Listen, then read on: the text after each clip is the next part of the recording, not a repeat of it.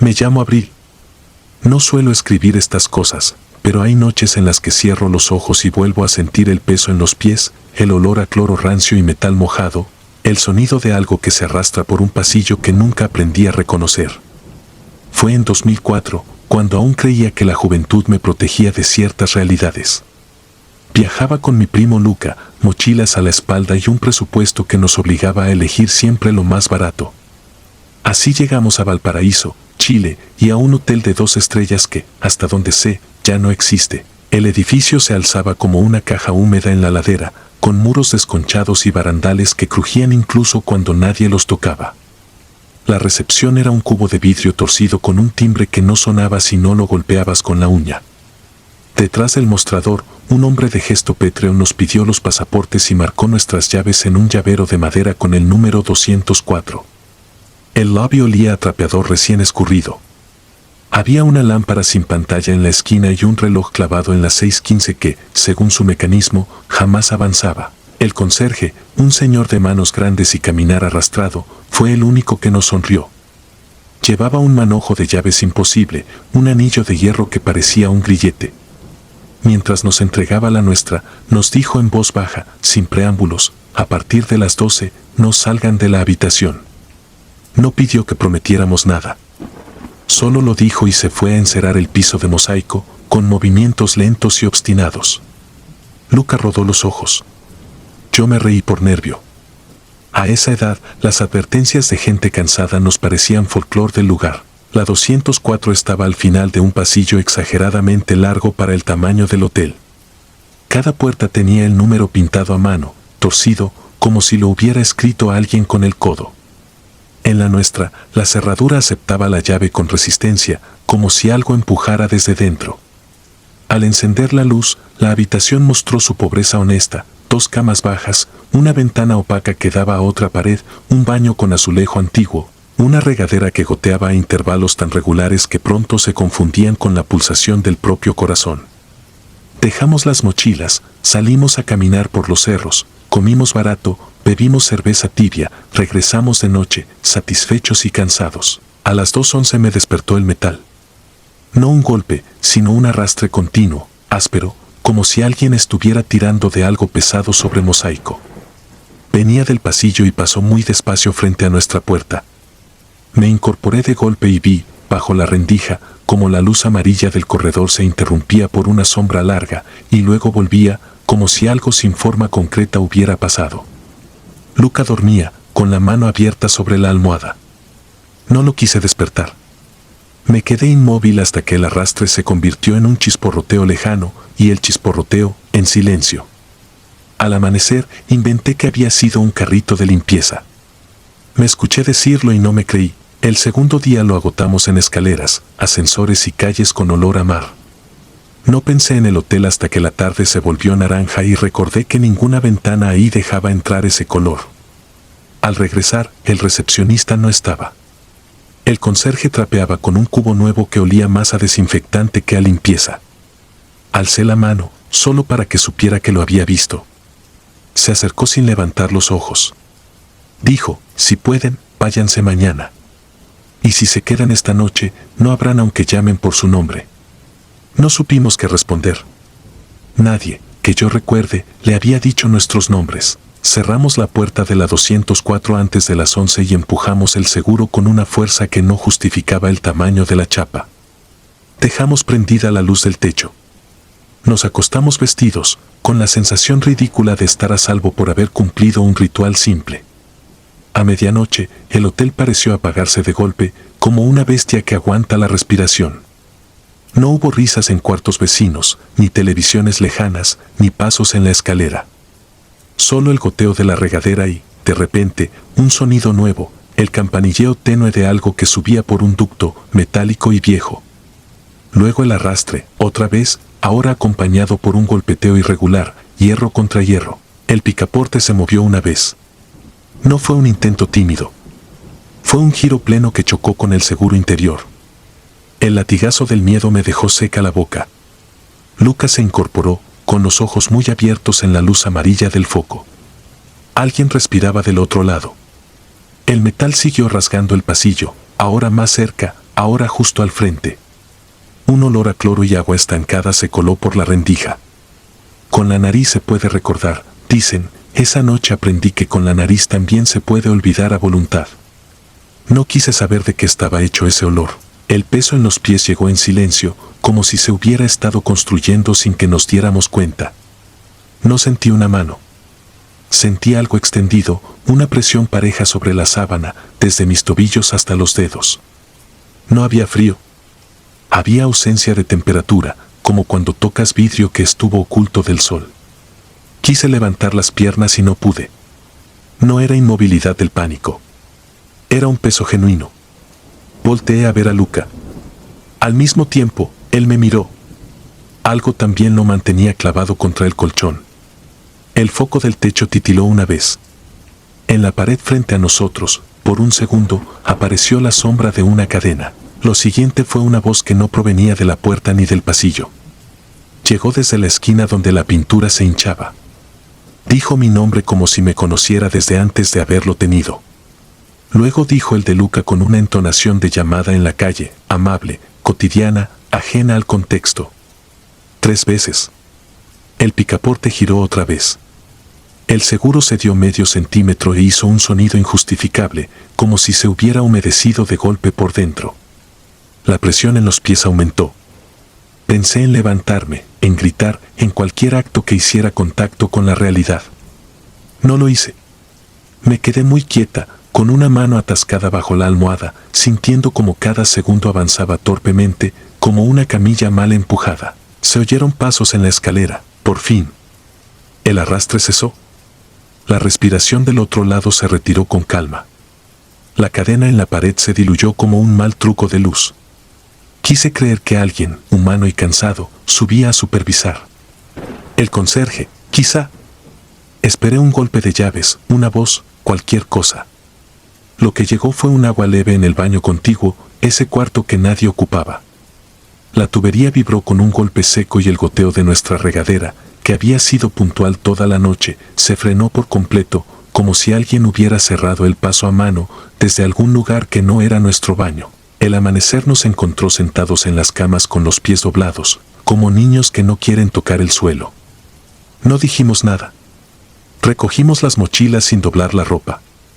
Al abrir la puerta, el mosaico del pasillo tenía marcas que no estaban la tarde anterior, rayas semicirculares, paralelas, que nacían frente a la 204 y se perdían hacia la escalera, como si algo pesado hubiera girado y girado allí, buscando ángulo para moverse. La lámpara del corredor estaba encendida. La luz nos sirvió de alivio. El conserje, al pie de la escalera, nos vio con una mezcla de tristeza y prisa. No hizo preguntas. Solo señaló la salida con la barbilla. En recepción, el hombre del gesto pétreo nos cobró una noche menos, sin explicación. Sobre el mostrador, alguien había dejado el manojo de llaves. Era tan grande como lo recordaba, pero ya no parecía un grillete, era un círculo dentado, cada diente un cuarto, cada cuarto una mordida. No me atreví a tocarlas. Afuera, el aire sabía a pan y a mar. Caminamos hasta un hostal en otra ladera, donde las risas de desconocidos tuvieron la decencia de ser ruidosas. Dormimos a ratos, cada uno con los calcetines todavía puestos. Esa misma tarde, por orgullo o por necesidad de cierre, regresamos a pagar la noche pendiente. El hotel estaba abierto, pero vacío. El lobby no tenía a nadie detrás del vidrio. El timbre, por primera vez, sonó sin golpearlo. Apareció una mujer con un uniforme descolorido. Cuando le dije que veníamos a liquidar, nos miró con algo parecido al alivio. Nos dio un recibo sin membrete. Pregunté, no sé por qué, si el edificio había sido otra cosa antes. Contestó que sí, que una lavandería industrial y antes un depósito de aduanas. Todo con ruedas, dijo, y con el dedo hizo un gesto en el aire, la curva lenta de algo que pesa demasiado. No volví a pisar ese cerro. Supe después, por gente que conocimos en el hostal, que ese hotel cerró poco tiempo más tarde. Algunos dijeron que por inspecciones fallidas, otros por falta de huéspedes. Un chico aseguró que habían rodado noticias viejas sobre un accidente fatal con un montacargas en los 90. Cada versión encajaba demasiado bien con lo que escuchamos, y precisamente por eso preferí no verificar ninguna. He aprendido a dejar ciertas cosas sin ancla. A veces, de madrugada, sueño que estoy otra vez en la 204. La rendija de la puerta deja pasar una luz amarilla que no viene de ningún foco y vuelve a oírse el arrastre, aproximándose con paciencia, como si supiera que no soy capaz de levantar los pies a tiempo. En el sueño no hay advertencia que valga. En la vida real me queda una sola, la única que respeto sin cinismo. Si un hombre cansado, con un manojo de llaves, te dice que no salgas después de las 12, no salgas. No abras si llaman por tu nombre. Hay cosas que se mueven en ciertos hoteles cuando el reloj se detiene, cosas que no buscan verte, ni hablarte, ni asustarte. Cosas que solo quieren pasar. Y que, si te encuentran en su camino, te usan como piso. ChatGPT puede cometer errores. Considera verificar la información y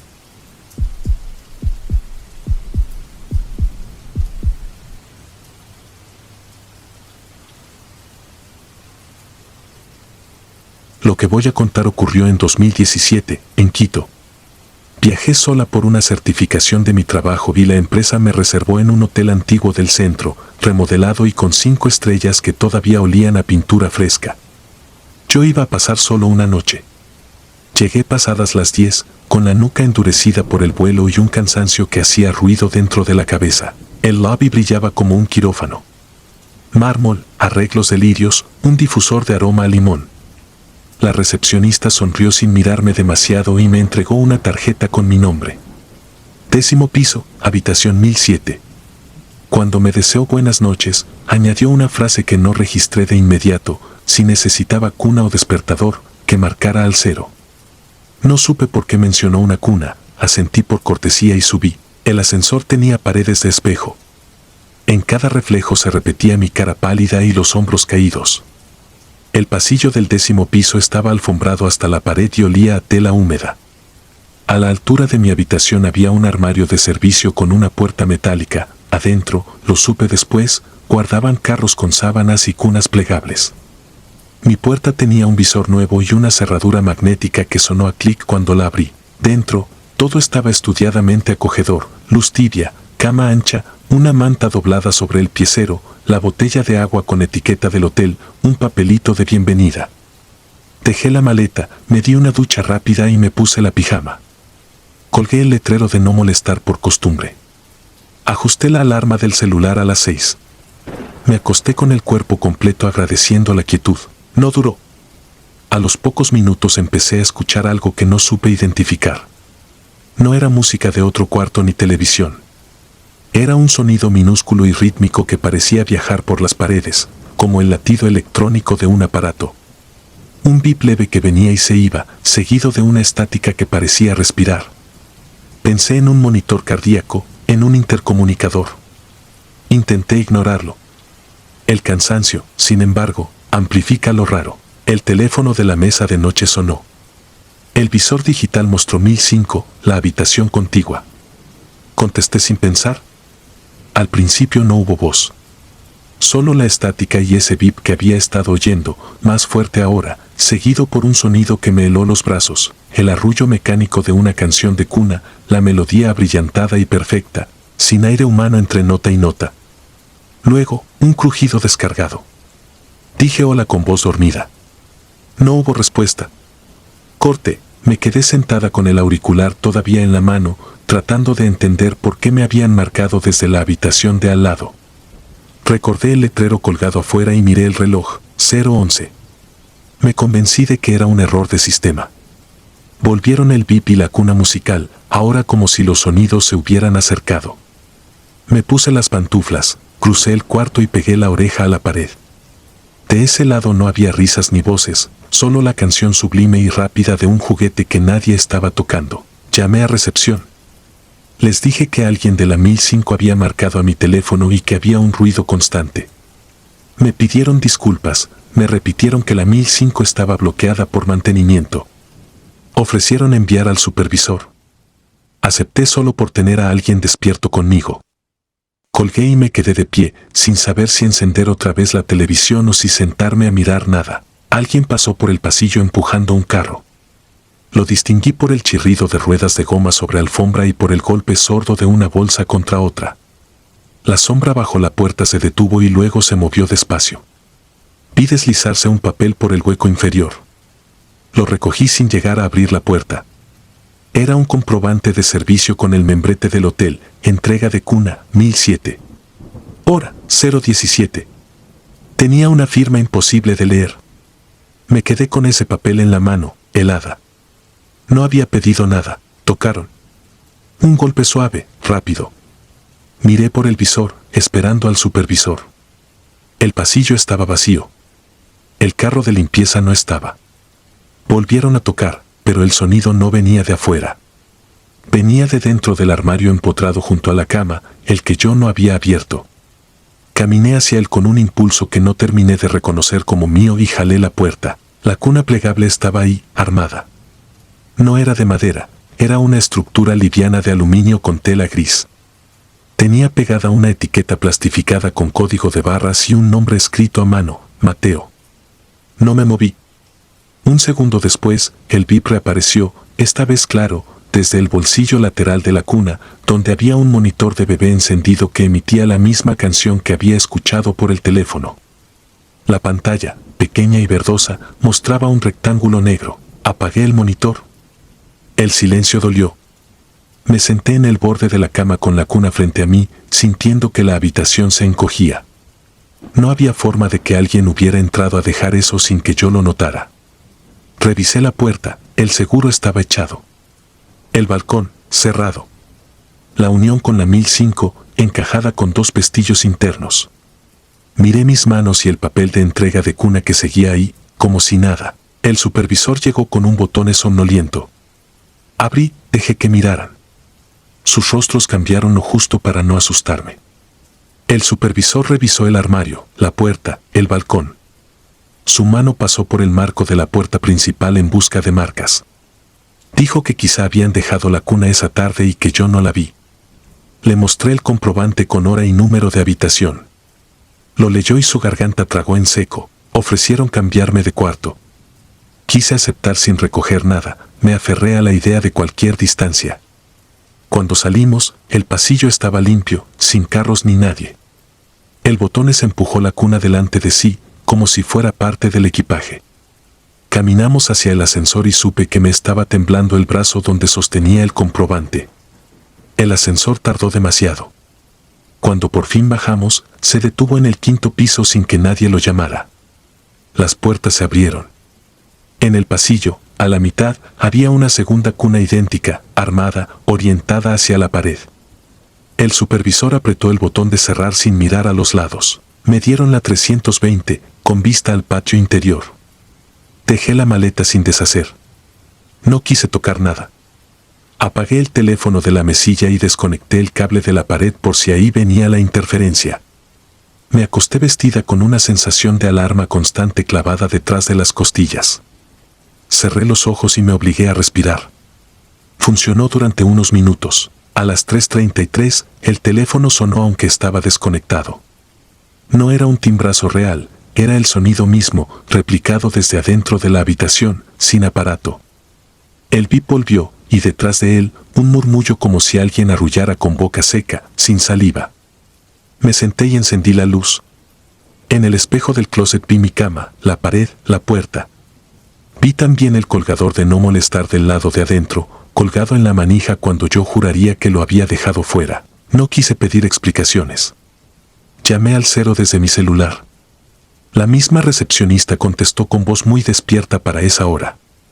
Le pedí que anularan cualquier servicio a mi nombre, que no quería nada y que me iba a bajar al lobby. Me dijo que entendía. Cuando colgué, encontré otro papel debajo de la puerta, con la misma letra imposible, retiro de cuna, 335-320. Abrí de golpe. Nadie. El pasillo respiraba en su propio silencio. Bajé, me senté en un sillón del lobby y me quedé ahí mirando el reloj enorme de la pared hasta que amaneció. El gerente de la mañana me ofreció un café y una disculpa demasiado pulida. Dijo que revisarían el sistema y que a veces se duplican órdenes antiguas. Le mostré el comprobante con el nombre escrito. Lo leyó y lo devolvió con cuidado, como si quemara. No mencionó reembolso. No mencionó nada más. Salí con la maleta a las 7, con el cielo de Quito abriéndose limpio y la ciudad empezando a hacer ruido. En el taxi que me llevó al centro de convenciones, revisé de nuevo los papeles que había guardado por impulso. Eran 3, entrega de cuna a la 1007, retiro en el 5º piso, retiro en la 320. En los 3, donde debía ir la fecha, habían impreso la correcta. Donde iba la firma, un garabato. Donde decía observaciones, una palabra que me costó leer por la tinta corrida, vuelve. Esa noche no regresé al hotel. Cambié de alojamiento sin discutir con nadie de la empresa.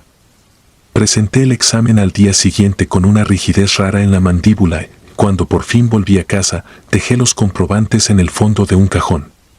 No dormí bien durante semanas.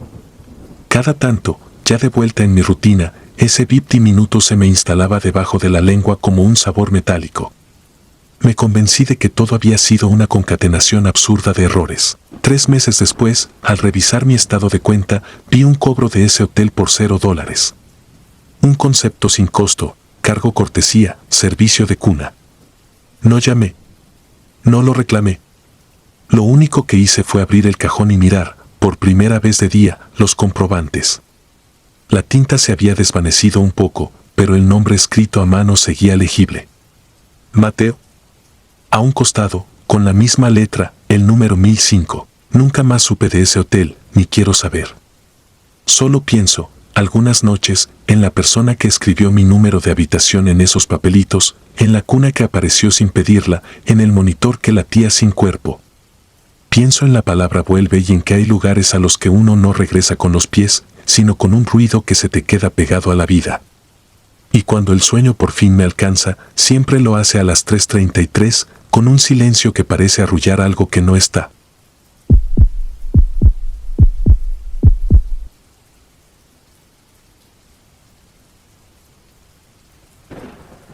Me llamo Iván. Esto me pasó en 2019, camino a la costa de Veracruz. Mi esposa, Paula, y nuestro hijo Mateo, de 4 años, venían conmigo. Era temporada baja, llovía a ratos, el presupuesto iba justo y terminamos reservando un hotel de 3 estrellas junto a la central de autobuses. No buscábamos lujos, solo una cama limpia. A veces el cuerpo agradece más un descanso honesto que un lobby con mármol. Desde la entrada hubo señales. Una pareja discutía en inglés con la recepcionista. No entendí todo, pero capté varias veces la palabra refund. La mujer no gritaba, temblaba. Tenía los codos pegados al pecho y los dedos rígidos como ganchos, como si todavía sostuvieran algo que ya no estaba allí. La recepcionista miraba a un costado, hacia un punto de la pared donde no había nada salvo un cuadro descolgado que dejó un rectángulo más claro. Nos entregaron 2 llaves de plástico. La mía ya venía rayada. El pasillo del 3er piso estaba alfombrado con ese rojo oscuro que esconde manchas viejas. La luz titilaba con un zumbido grave y del cuarto de hielo salía un olor a cloro que picaba en la nariz.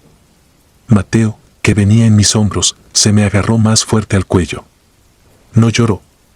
Solo tensó el cuerpo, como hacen los animales cuando presienten algo. Paula me dijo que sería el cansancio. Yo también quise creerlo. La habitación 412 era estrecha. Tele viejo, cortinas que no tocaban el piso, un espejo largo junto al closet. Sobre el buró había una tarjeta de no molestar con las esquinas dobladas hacia adentro, como si alguien la hubiera tenido mucho tiempo en los dedos. Lo raro fue el despertador digital, marcaba 4:13, fijo, sin parpadear. Lo desconecté y siguió marcando 4:13. Lo metí en el cajón. Al fondo, el baño, limpio, pero con la rejilla de la regadera tapada por una tapa de plástico.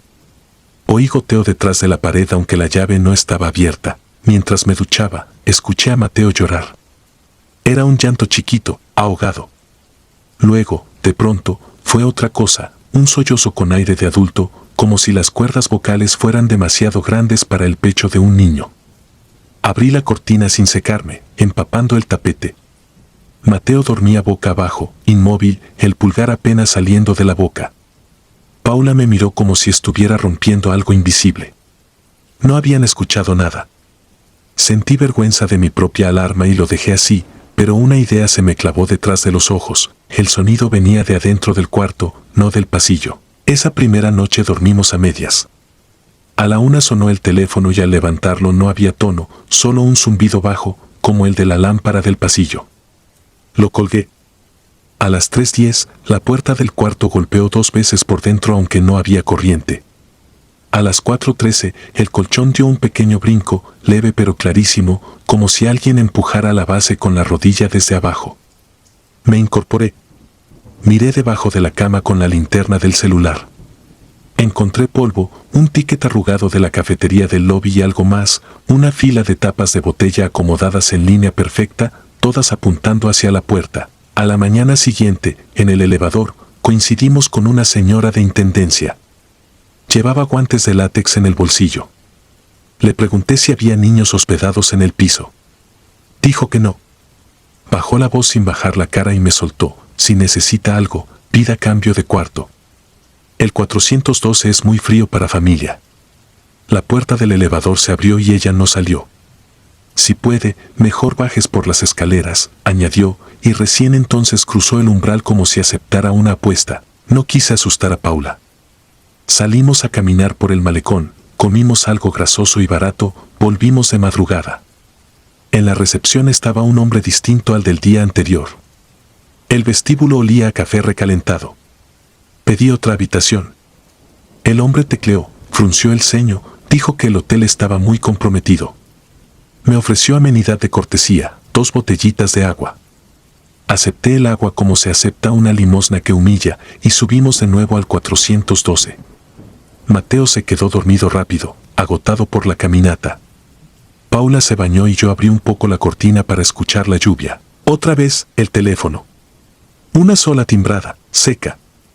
Al descolgar, ahora sí hubo voz. Una grabación de cortesía de hotel, amable y plana, deseando buena estancia. Un segundo de estática y, al final, un chasquido húmedo, como cuando alguien separa la lengua del paladar. Colgué con la mano húmeda sin saber si había mojado el auricular o si el auricular me había mojado a mí. En el espejo del closet, mi reflejo tenía el hombro derecho más caído que el izquierdo. Alcé el hombro para corregirlo. El reflejo tardó un instante en obedecer. A las 2:40 la regadera empezó a gotear, aunque seguía cerrada. Aflojé la tapa de la rejilla del piso y la levanté con cuidado. Debajo no había trampa de agua, solo un hueco negro con olor a metal frío. No corría agua. Aún así, el sonido de las gotas seguía, pero ya no provenía del baño sino de la pared detrás del cabecero. Pegué la oreja. Detrás, una cadencia mínima, 3 gotas, pausa, 2 más, pausa larga. Como una clave. Intenté dormir. No pude. A las 4:13 exactas, el golpe. No un brinco leve. Un empujón seco que levantó el colchón y me hizo chocar la frente contra el respaldo. Mateo despertó con un quejido y Paula se incorporó con los ojos abiertos de par en par, sin ubicarse. La reacción fue automática. Encendí la luz, tomé a mi hijo, retiré el colchón, moví la base. Debajo del somier, alguien había rayado el MDF. No era un dibujo ni un símbolo. Era un rectángulo de madera recortado con un filo torpe y vuelto a encajar, como una puertecita encubierta. No venía atornillada. Tiré. La tapa salió. El hueco daba a un espacio de servicio entre paredes. No era alto, apenas 30 centímetros de alto por el ancho de la cama, un túnel de polvo y cables. Metí la linterna. Vi un zapato viejo de mujer, tamaños de niño escritos con plumón en una etiqueta, tapones de oído, tarjetas de no molestar dobladas y clasificadas con fecha, todas entre 2014 y 2017. Y vi otra cosa, un teléfono de hotel sin carcasa, solo la placa y el auricular desnudo, apoyado sobre un cartón. El cable se perdía hacia la pared. Cuando acerqué más la luz, el auricular vibró lo suficiente para moverse 1 milímetro. Me pareció escuchar la misma voz de cortesía, pero no salía de ahí sino del teléfono de nuestra mesa, que no había sonado. Dijo algo ininteligible y cayó, como si hubiese tragado agua. No recuerdo haber tomado una decisión consciente. Recuerdo sí el peso de Mateo y el temblor de Paula, que no temblaba de frío. Cerré esa puerta empujando con el talón, dejé la base donde estaba, tiré el colchón encima con fuerza, metí lo básico en una maleta. Paula preguntó si nos íbamos. Asentí. Atravesamos el pasillo con el niño en brazos, el carrito de limpieza dejado a mitad del corredor, por primera vez, nadie en recepción. El timbre de mostrador no funcionaba. El guardia de seguridad dormía con la boca abierta. Sobre el cristal, de nuestro lado, vi marcada una huella de mano derecha a la altura de un niño, pero los dedos estaban demasiado largos. Al día siguiente volvimos a exigir cambio o reembolso. Nos atendió otra persona. Consultó la computadora, sonrió con la boca y no con los ojos. Dijo que el 412 se encuentra fuera de inventario desde hace meses. Señor, imposible que ahí lo hayan hospedado. Insistí. Me enseñó la pantalla. Las habitaciones ocupadas aparecían en verde, el 412 no existía en la lista. Apuntó a nuestras llaves y dijo que pertenecían al 410. Eran idénticas a las del 412, salvo por un raspón más. Él no podía ayudarme. Nos deseó un buen regreso. Fui a buscar a la señora de intendencia. No estaba ese día. Otros me dijeron que no la conocían por su nombre, que tal vez estaba rotando sedes. Nos fuimos a otro hotel, casi sin hablar. Mateo durmió en el auto, con la cabeza pegada al vidrio, respirando de lado. Por la tarde, ya en otro cuarto, abrí la maleta. Encontré, entre nuestras cosas, la tarjeta de no molestar del 412. Era ubérrima en huellas, como si hubiera pasado por muchas manos. La tomé para tirarla. En el reverso, con lapicero, habían escrito una sola palabra, paje. No tenía firmas ni logos. La dejé junto al teléfono nuevo del hotel, con la idea de devolvérsela a alguien por la mañana. A las 4:13, en un sitio que no era ese hotel, el colchón dio un golpe seco, leve, casi simbólico. Me levanté temblando de rabia más que de miedo.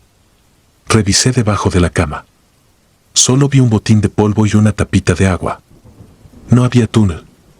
No había placas sueltas. Pero el teléfono marcó una sola vez y, cuando levanté, la grabación de cortesía recitó su fórmula y, antes de colgar, pareció imitar el sonido metálico de gotas detrás de una pared.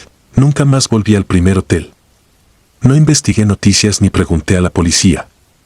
No sabría cómo hacerlo sin arrastrar a mi hijo por pasillos donde yo mismo no sé caminar. Lo único que conservo es la llave de plástico con el raspón, metida en un cajón que casi no abro. A veces, cuando cae la madrugada y el agua de la cisterna se detiene, escucho en la casa un silencio que no es silencio. Entonces tomo aire y cuento sin pensar, 1, 2, 3, y espero el cuarto golpe que nunca llega. Dicen que los niños perciben lo que uno no puede. Mateo no habla del tema. Solo evita colgar tarjetas en las perillas de las puertas. Me entregó la del 412 sin tocarla, como si supiera que ese letrero es una palabra que ya se pronunció. Una orden que alguien sigue obedeciendo incluso cuando la puerta se abre.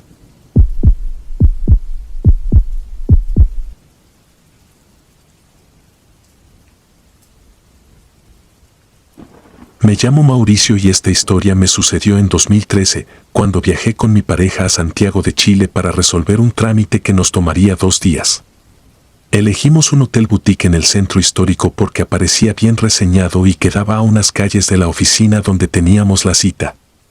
Era de esos hoteles reciclados dentro de casonas antiguas, muros altos, pasillos estrechos, alfombras nuevas sobre madera vieja que crujía con elegancia. No parecía un lugar barato, pero encontramos una promoción para la temporada baja. Nos asignaron la 312, tercer piso, ala oriente. Desde el ingreso, algo me resultó extraño. No fue el trato, impecable, ni el olor a desinfectante y limón que salía del lobby. Fue la cantidad de fotografías en blanco y negro enmarcadas tras vidrio, retratos por todas partes, desde la escalera hasta las puertas de servicio. En unos, personas de sombrero miraban un punto fuera de cuadro, en otros, mujeres con velo y expresión rígida. No eran fotos de famosos ni de huéspedes, parecían encontradas en un archivo municipal. Las caras tenían una nitidez rara en las pupilas, como si alguien las hubiese retocado con una aguja. En la 312, las fotografías ya no eran un adorno, eran el tema de la habitación. Una hilera sobre el cabecero, otra sobre el escritorio, 2 más junto al espejo. Cada una con un rostro que, de algún modo, evitaba mirarte y, sin embargo, no te dejaba en paz. Pensé que eran reproducciones baratas. Me acerqué a una y el cristal devolvió un brillo aceitunado. La etiqueta decía serie ojos abiertos, circa 1949. Me incomodaba reconocerlo, pero me impresionó la repetición de ciertos detalles, párpados apenas levantados, comisuras tensas, orejas desdibujadas. Lucía, que suele disfrutar el arte, admitió que le parecían inquietantes, aunque dijo que era parte del carácter del lugar. Intenté ignorarlas. Descansamos un rato, salimos a cenar y regresamos tarde, cansados, listos para dormir. El aire acondicionado zumbaba como un frigorífico, la cortina gruesa dejó a oscuras la habitación. Siempre he necesitado un rastro de luz para orientarme, así que dejé el celular boca abajo con la pantalla hacia el borde por si me despertaba.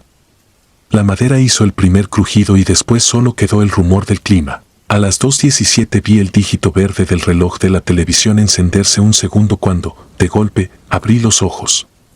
Algo me había sacado del sueño, no supe qué. Al principio creí que eran voces en el pasillo, un murmullo suave, 2 o 3 timbres superpuestos, como cuando alguien habla con cuidado en una biblioteca. Afiné el oído y percibí que no venían de afuera. Era una vibración contenida, como sonido dentro de un vaso. Me incorporé muy despacio. Lucía respiraba con regularidad. En la oscuridad, los marcos de las fotografías eran rectángulos más negros sobre el negro. Entonces, una sensación precisa, me observaban. No figuradamente. Me observaban. El murmullo se volvió un roce, como papel arrastrándose contra papel. No tenía sentido. Estiré el brazo a tientas hacia el celular y al mínimo movimiento, el sonido cambió de lugar, se abrió a mi espalda, luego junto al espejo. Alcancé la pantalla, encendí la linterna tapándola con la palma para no cegarnos. No quiero exagerar, pero vi lo siguiente con absoluta claridad, el retrato sobre el escritorio estaba torcido hacia adentro, como si alguien lo hubiese jalado por una esquina. El resto seguía alineado, salvo uno sobre el cabecero que marcaba una inclinación leve. Podría jurar que antes no estaban así. Encendí la luz de techo. El zumbido del foco dejó un silencio hueco, sin murmullo, sin roce. Lucía despertó sobresaltada. Revisé detrás de las cortinas, el closet, el baño. Todo cerrado, cadena y cerrojo puestos. Llamé a recepción y expliqué que escuchábamos voces cerca, quizá de la habitación contigua o de arriba. La recepcionista respondió con voz tranquila y firme que esa ala estaba semivacía por remodelación, que en nuestra planta solo había una pareja desde el otro lado del ascensor y que el piso superior estaba clausurado.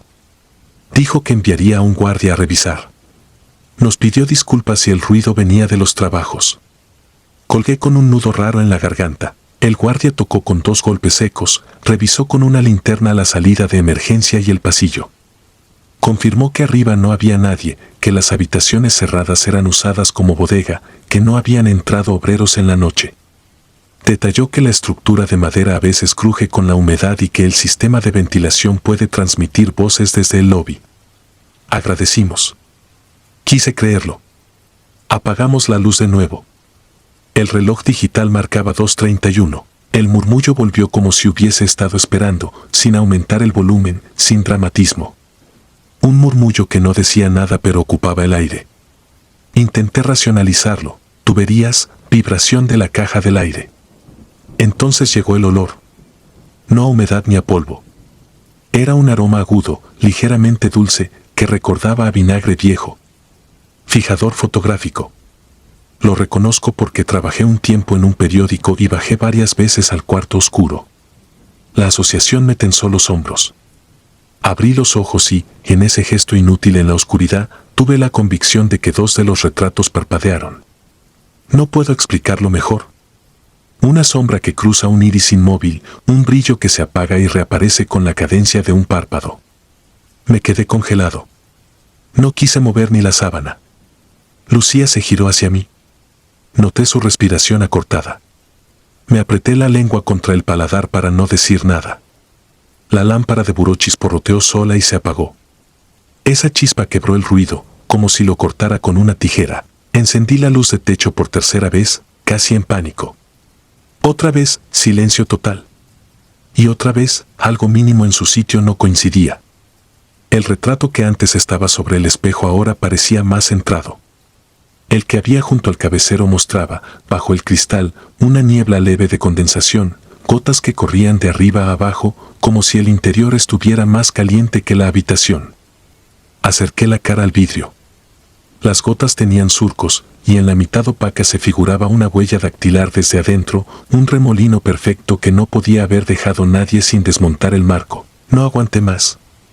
Pedí cambio de habitación. No expliqué demasiado, bastó decir que los ruidos venían de dentro y que el olor a químicos nos mareaba. La recepcionista dudó un segundo, sostuvo mi mirada y asintió. Nos dio la 104 en el primer piso, a la contraria. Empaquetamos a toda prisa.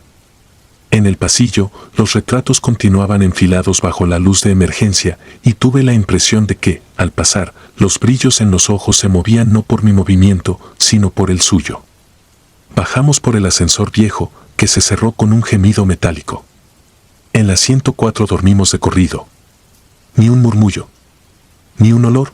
Volvimos a casa 2 días después. Durante semanas arrastré la sensación de que había dejado algo sin cerrar. No me gusta sonar melodramático, pero empecé a despertar cada noche a las 2:17 sin alarma que lo justificara. Abría los ojos convencido de haber escuchado un roce detrás de las fotos de nuestra sala. No hubo voces, solo ese gesto absurdo de mirar de reojo los marcos y fingir que no estaba esperando un parpadeo. Para sacar la espina, escribí la experiencia en un foro de viajes, sin nombres del hotel, sin exageraciones. Fue la primera vez que una publicación mía se volvió viral. Aparecieron mensajes de gente que reconoció la habitación por la serie de retratos, por el formato de los marcos, por la etiqueta ojos abiertos. Algunos contaron que los cuadros amanecían inclinados, que la luz del baño se encendía sola, que una vez vieron, con claridad suficiente para jurarlo, a una mujer de velo cruzar el espejo como si fuese un pasillo. Entre los mensajes me llegó uno de un hombre que decía haber trabajado en el hotel de joven, como ayudante de mantenimiento. No lo copio y pego aquí porque no quiero adornarlo. Resumo lo que dijo. El edificio fue durante décadas el estudio de un fotógrafo llamado Hernán Valdés, famoso por series de retratos de duelo y por experimentar con exposiciones larguísimas para capturar lo último que se mueve en la cara humana. Su serie más polémica se llamó, efectivamente, Ojos Abiertos. La hacía de noche, con luz mínima, para que el obturador permaneciera abierto varios minutos. Pedía a sus modelos resistir el parpadeo. En ese proceso, aseguró haber descubierto que, cuando la mente se rinde, el párpado no obedece. Hay una frase de él en una revista antigua que el hombre citó de memoria: si no puedes mirar hacia adentro, algo te mira desde adentro. Después la fama se le fue, el estudio decayó y él se encerró en su cuarto de revelado, que hoy corresponde, dijo, a la 312. Murió allí, no está claro si de un accidente con químicos o de una complicación respiratoria. El hotel compró el lugar, restauró las paredes, dejó colgada la colección porque era parte de la historia. Busqué en archivos digitales. Encontré una nota de catálogo del municipio con planos del estudio y, sí, el cuarto de revelado tenía ventilación directa a lo que ahora es el corredor de la tercera planta. El olor a fijador era, por lo menos, posible. También hallé un recorte con una fotografía borrosa de Valdés frente a una mesa de madera, marcos apilados, un balde de líquidos opacos. Lo miré demasiado tiempo. Había una mancha en el vidrio, justo donde estarían sus ojos, como si la tinta se hubiese corrido en ese punto. Cerré el archivo. No pude seguir. Cada tanto me pregunto si todo fue sugestionable, si la hilera de marcos no fue más que una trampa para la vista y el sueño, si la madera crujió a la hora exacta por una coincidencia de clima y tuberías. Me aferro a eso cuando el apartamento queda en silencio y el refrigerador respira como un animal dormido. Me aferro a eso cuando, a las 2:17, siento el impulso absurdo de vigilar el reflejo de mis propios ojos en el vidrio del cuadro que tengo frente a la cama. Lo que no puedo explicar sin mentirme es el remolino dactilar por dentro del marco y esa certeza idiota que me atraviesa de pronto, como un escalofrío que no se decide a morir, la de que los retratos no imitan nuestra vida, la coleccionan. Por si acaso, si alguna vez te toca una habitación con marcos en fila y etiquetas viejas, no apagues todas las luces de golpe, no pegues la cara al cristal y, sobre todo, no pestañees. Nunca sabrás si, al volver a abrir los ojos, fuiste tú quien lo hizo primero.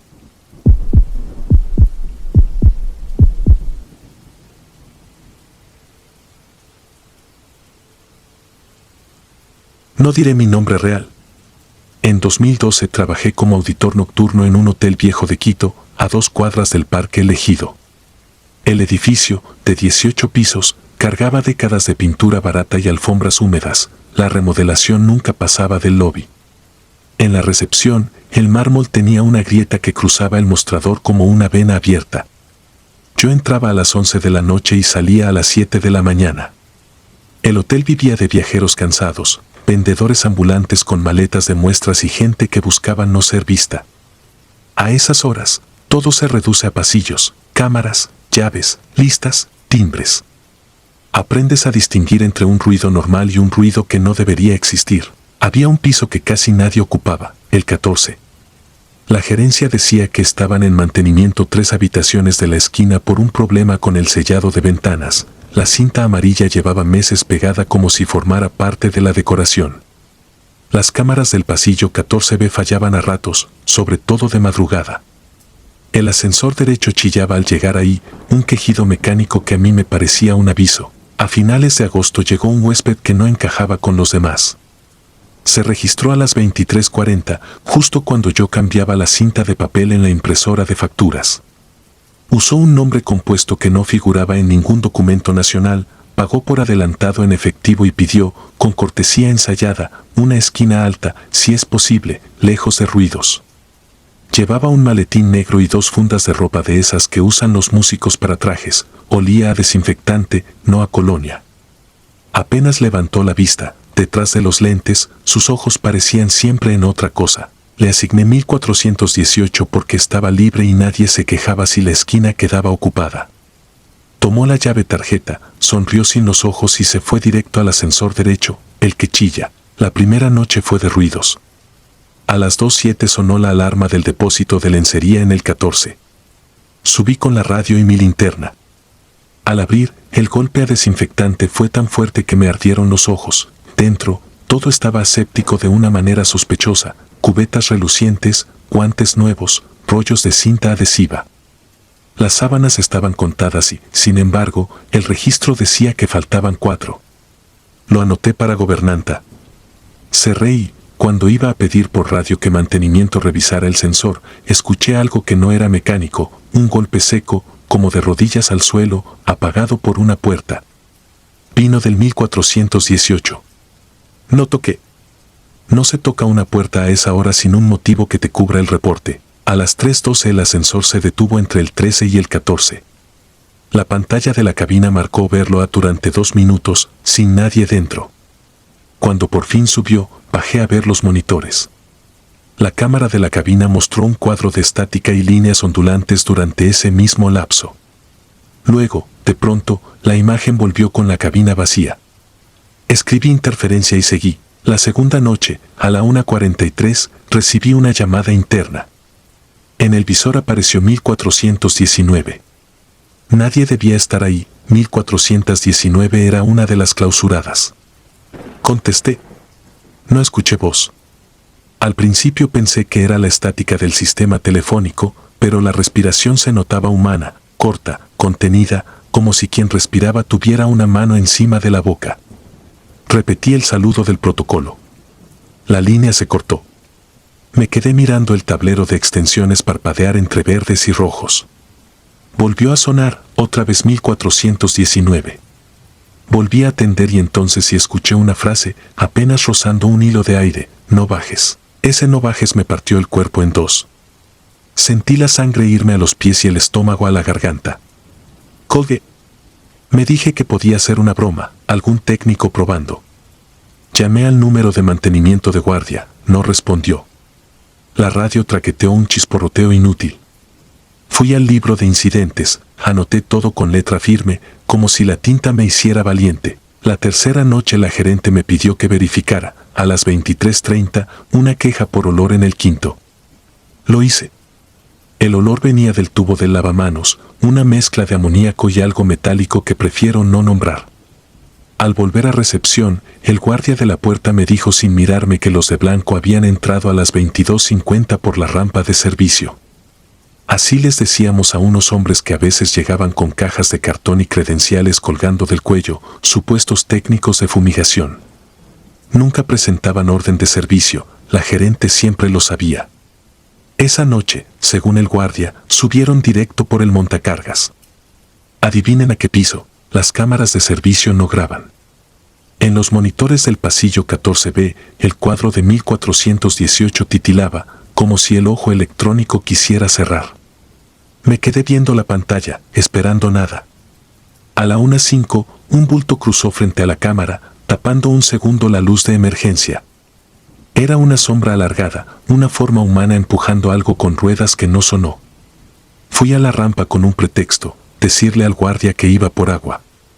Tomé la linterna y, en vez de agua, subí por las escaleras de servicio al 14. Nadie usa esas escaleras si puede evitarlo, huelen a polvo antiguo y guardan un frío que no corresponde al clima. El pasillo estaba en penumbra. Solo las luces de salida de emergencia, verdes, hacían islas de claridad. El 1418, al fondo a la derecha, tenía una sábana enrollada y trabada en la parte baja de la puerta, como para bloquear luz, algo más. Me quedé a distancia. No toqué. Escuché. Soy bueno para escuchar, el hotel te enseña a separar capas. Oí un zumbido eléctrico, un compresor chico, y golpes menudos, repetidos, de metal con metal. Oí también, muy bajo, agua correr. Pensé en una nevera portátil, en una bomba de succión, en manos sin prisa. Pensé en los de blanco. Pensé en la llamada de 1419. Di un paso y el piso crujió. Del otro lado, un silencio. Luego, un arrastre. La mirilla de la puerta reflejó un destello. Retrocedí. Me dije que no tenía que jugar al héroe. El reglamento dice, llamas a gerencia y esperas. Marqué. Nadie contestó. Marqué al guardia. Nada. El ascensor chistó y se detuvo ahí mismo, en el 14. Se abrió. Adentro no había nadie, pero en el suelo estaba una credencial de plástico transparente, sin nombre, sin foto, con la palabra convenio impresa en negro. La recogí. Me dio repulsión el frío que tenía, como si hubiese estado en hielo. No sé en qué momento empezó el golpe constante, abajo, en el montacargas. Bajé corriendo por las escaleras. El montacargas estaba detenido en el 12, con la puerta entreabierta. Dentro, un carro de lavandería vacío, impecable, sin una pelusa. De su base goteaba algo claro, agua quizá. A un lado, como olvidado, un pedazo de brazalete hospitalario roto. Me temblaron las piernas. Regresé a la recepción con la intención de llamar a la policía y escribir el reporte fatal que podría costarme el trabajo. Antes de marcar, la gerente salió del cuarto trasero. Tenía el cabello recogido con prisa y ese olor a desinfectante que ya había aprendido a temer. Me preguntó si todo estaba tranquilo. Asentí. Me dijo que por favor no subiera a curiosear, que estaban trabajando con un proveedor por el tema de plagas. Sonrió sin dientes, como los animales. Yo asentí otra vez, pero en mi cabeza ya había elegido. A las 3:20 el tablero de incendios registró humo en el 14B. Era una falla constante, el sensor lo hacía a veces por el vapor de las duchas. Esa fue mi excusa. Caminé hasta el gabinete de alarma del piso 3 con mis llaves. Los hoteles que no invierten en mantenimiento confían en la suerte, yo confié en los procedimientos. Accioné el interruptor manual. La sirena rugió de piso en piso, reventando el silencio con su feo consuelo. Las puertas cortafuegos se liberaron, las luces de emergencia parpadearon, el ascensor se ancló en el lobby. No hay forma de silenciar eso desde recepción. Llegan los bomberos aunque la gerente se reviente los dedos. Y llegaron. Vino también la policía, convocada por protocolo. El hotel se llenó de huéspedes descalzos con mantitas, caras somnolientas cargadas de enojo. La gerente me fulminaba con los ojos. Yo sostenía el libro de incidentes como un escudo. Los bomberos subieron al 14. Pasaron 10 minutos largos. Cuando regresaron, traían el carro de lavandería con otras manos encima, manos con guantes. Detrás bajó un paramédico con una camilla plegada. No diré lo que vi ni lo que olí. Solo diré que la camilla llevaba peso. La policía pidió llaves maestras de todas las habitaciones del 14.